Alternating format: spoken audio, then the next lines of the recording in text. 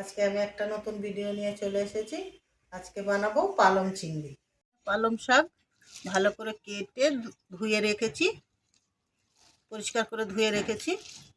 পালং শাকের জন্য বেগুন আর আলু কেটে রেখেছি। দেবো চিংড়ি মাছ।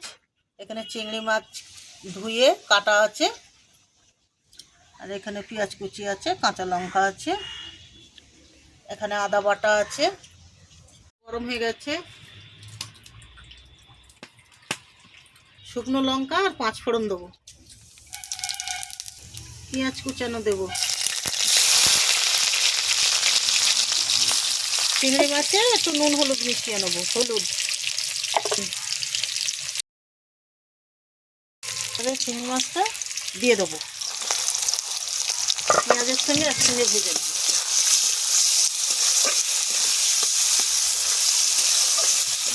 এবারে লাল লাল করে পেঁয়াজ আর চিংড়ি মাছ একসঙ্গে ভেজে নেব। পেঁয়াজ আর চিংড়ি মাছ ভাজা ভাজা হয়ে গেছে, এবার বেগুন আলু দিয়ে ভেজে নেব।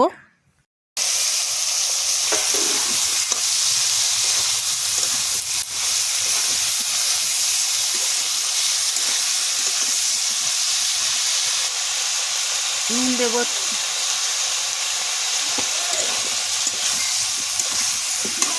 একটু ভাজা ভাজা করে নেব, তারপরে আদা রসুন দেবো। আদা আর কাঁচা লঙ্কা আছে দিতেছি।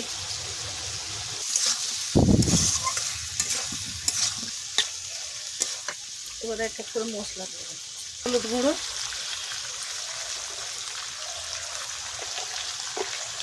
একটু লঙ্কা গুঁড়ো দেবো, গুঁড়ো, জিরে গুঁড়ো দেবো,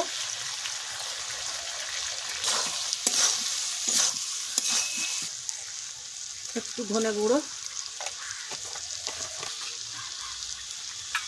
একটু জল দেব।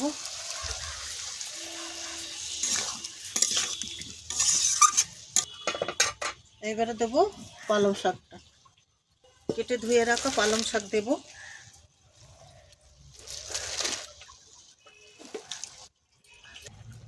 অল্প করে নুন দেব, অল্প নুন দিয়েছিলাম আর অল্প দেব।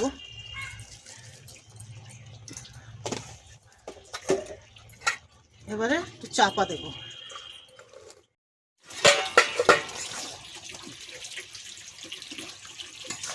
একবারে নেড়ে নিচ্ছি।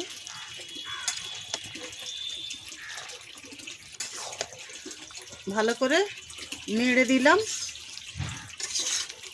এই জল বেরিয়েছে, এই জলেই সিদ্ধ হয়ে যাবে শাক, সব সিদ্ধ হয়ে যাবে। আবার একটু চাপা দেবো।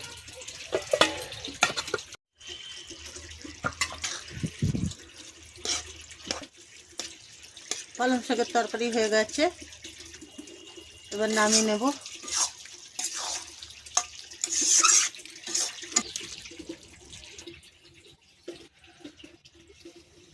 পালং শাকের তরকারি চিংড়ি মাছ দিয়ে রেডি হয়ে গেছে।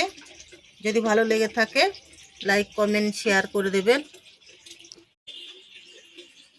নতুন নতুন ভিডিও পাওয়ার জন্যে আমার চ্যানেলটিকে সাবস্ক্রাইব করে দেবেন।